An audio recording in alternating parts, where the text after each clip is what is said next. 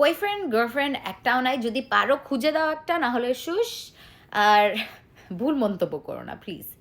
আর আজকে এই কমেন্টটাকে ট্যাগ করে কয়েকটা কথা বলবো। এই কমেন্টটা আসলে ভালো কমেন্টই, কিন্তু আমাকে নিয়ে অনেক মানুষ অনেক বাজে বাজে কথা বলতেছে। আমি বলবো না এটা আমাকে এফেক্ট করতেছে, কিন্তু বলবো কি যে বাবা মাকে যখন কথা বলো, বাবা মাকে অ্যাটাক করে, তখন একটু মনটা খারাপ হয়ে যায়। কারণ বাবা মা তো এটা আসলে, তারা তো ডিজার্ভ করে না, তাই না? তারা, বাবা মা তো সবসময় চাবে তার সন্তান যেন ভালো মানুষ হয়ে বড় হয়ে সে একটা ভালো মানুষ হোক। আর আমার বাবা মা আমার উপর খুশি, কিন্তু তারপরে সন্তান যেটা যাই করুক ওইটা তো তার উপর। বাবা মার তো তখন আর কোনো রোল থাকে না, তাই না? তাদের পার্টটা তো তারা করে ফেলছে, আমাকে শিখাইছে। এখন আমি যদি শয়তান হই, আমি না শিখি, এটা তো আমার উপর, তাই না? এখন এটা তো বাবা মার উপর না। বাবা মা তো ট্রাই করছে ভালো ঘর, আর আমি মনে করি আমি খারাপ কিছু করতেছি না, কারণ আমার বাবা মা তো খুশিই আছে আমার উপর। কিন্তু যখন তোমরা বাবা মাকে নিয়ে কথা বলো, খুব খারাপ লাগে। আর বলবো যে যদি তোমাদের যারা খারাপ কমেন্ট করতেছো, তাদেরকে বলবো খুশি থাকার চেষ্টা করো। আমি, আমার পার্সোনালিটি এরকম যে আমি খারাপ জিনিসটা থেকেও আমি আমি ট্রাই করি যে আমি নর্মাল থাকি, হ্যাপি থাকি, লাফালাফি করি, আর এটা নাচানাচি করি। এটা আমার পার্সোনালিটি, এরকমেরই আমি। আর সবাই আমার এই সেপ্টেমটা নিয়ে অনেক কথা বলছে, ভালো লাগে না, হ্যান ত্যান কত কি।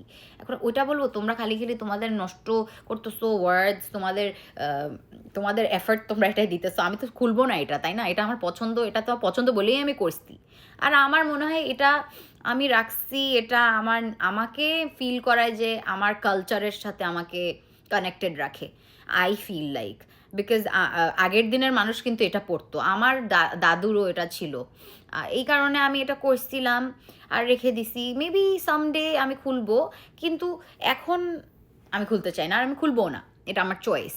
তোমরা বলে বলে খালি খালি তোমাদের নিঃশ্বাসটা নষ্ট করছো, আর আমি চাই না তোমরা তোমাদের খালি খালি এফার্টটা ইয়া করো। আমি রেসপেক্ট করি সবাইকে, যে তোমরা বলতেছো তোমাদের ভালো লাগতেছে না, ঠিক আছে, ভালো নাই লাগতে পারি। মানুষের খারাপ ভালো মন্তব্য দোনোটাই থাকবে। আরেকটা, বাবা মার জিনিসটাই ফেরত যাই, যে আমার বাবা মা আসলে এটা ডিজার্ভ করে না। তোমরা যে এরকম খারাপ কথাগুলো বলতেছো, আর আমিও কিছু খারাপ করতেছি না যে আমি ওটা শুনবো যে আমি একটা খারাপ মানুষ বা কিছু। বলতেছো রোজা রাখি নাই, তোমরা কি জানো ভাই রোজা রাখছি নাকি না? তোমার বাংলাদেশের সাথে, আমি বাংলাদেশে থাকি না, তো আমার টাইম ডিফারেন্স অনেক, দিন রাতের। সো আমি এই জিনিসটা বুঝি না যে তোমাদের কি কমন সেন্স নাই, কেন এগুলো বলতেছো?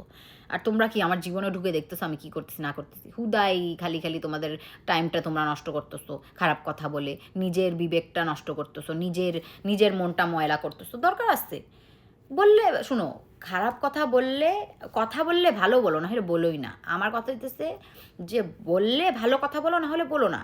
কারণ নিজের মন ময়লা করে অন্য মানুষের জন্য খালি খালি নিজের বিবেক কেন নষ্ট করবো, তাই না? আল্লাহর কাছেও খারাপ হইতেছি, নিজের পার্সোনালিটিটাকেও ডাউন করতেছি। দরকার আছে খুশি থাকো, মানুষের জন্য খুশি থাকার ট্রাই করবা। আর টাকা পয়সার এই কথাটা আসতেছে খালি, যে হ্যাঁ টাকা আছে বলে এটা করতে পারে ওইটা করতে পারে। আর বলবো, টাকা পয়সার এটা একদমই কথা না। এমনও হইতে পারে একটা মানুষের অনেক কোটি কোটি টাকা আছে, কিন্তু সে তার তার মনের খুশি নাই। আর এমনও হইতে পারে যে একটা মানুষ যার কিচ্ছু নাই, দিন আনি দিন খাইতেছে, কিন্তু তার মনে অনেক খুশি আছে। সে মেন্টালি আর তার মন ফুলফিলড, সে মনে ভালো, তার মন ভালো, তার তার মধ্যে হ্যাপিনেস আছে, সে খুশি আছে লাইফে। আর আমি বলবো কি, মানুষকে যে নিচু করে ইয়া করে, নিচে টেনে ধরে খারাপ কথা বলে, কেউ কখনো কোনো ভালো কোথাও যাইতে পারে না লাইফে।